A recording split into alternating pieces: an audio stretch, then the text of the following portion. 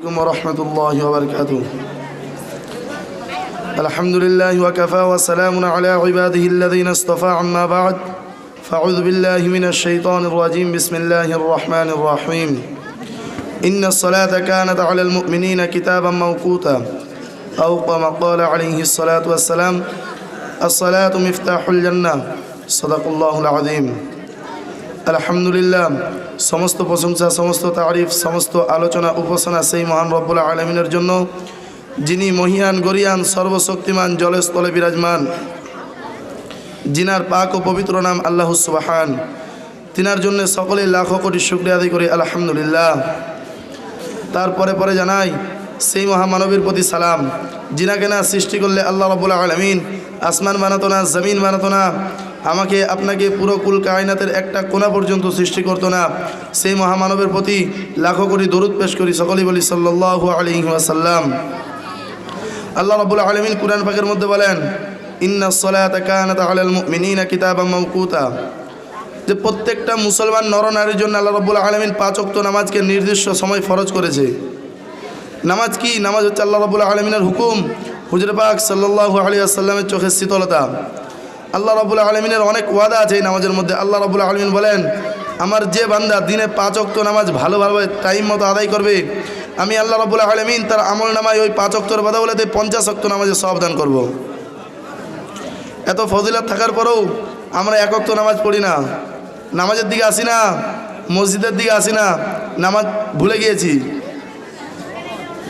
আল্লাহ রাব্বুল আলামিন মুহাজ্জিনের দ্বারাই আমাদেরকে 55 বার নামাজের দাওয়াত দেয়। হাইয়া আলাস সালাহ, এসো নামাজের দিকে, হাইয়া আলাল ফালাহ, এর মধ্যেই কামিয়াবি সফলতা আছে। তারপরও আমরা একবারও মসজিদের দিকে আসি না, 1 ওয়াক্ত মসজিদের দিকে আসি না, নামাজকে ভুলে গিয়েছি। আমাদের দিলের মধ্যে কত শক্ত একটা পাথর আছে যে মুয়াজ্জিন 5 বার আল্লাহ রাব্বুল আলামিনের দিকে ডাকার সত্ত্বেও আমাদের দিলের পাথরটা একটুকুন নড়ে না 1 ওয়াক্ত মসজিদে যাওয়ার লেগে।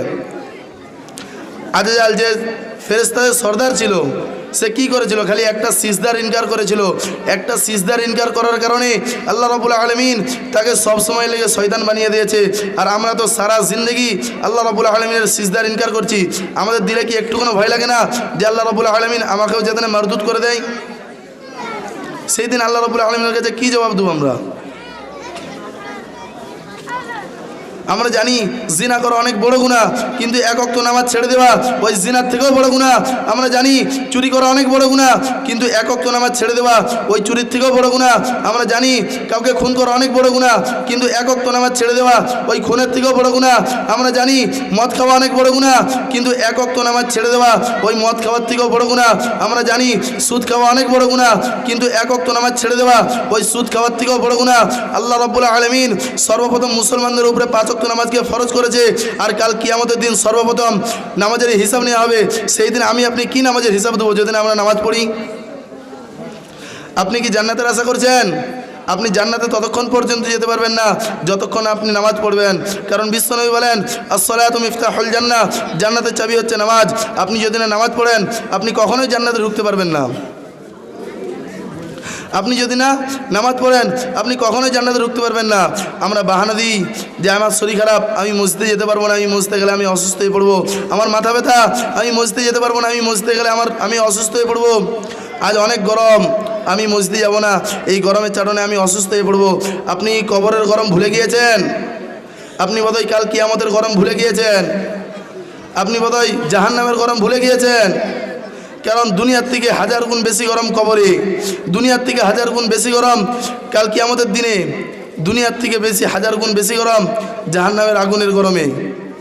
আল্লাহ রাব্বুল আলামিন আমাদের সকলকেই জাহান্নাম কাল কিয়ামতের দিন কবরের আযাব থেকে বাঁচার তৌফিক দান করুক। ওয়া আখিরু দাওয়ানা আলহামদুলিল্লাহি রাব্বিল আলামিন।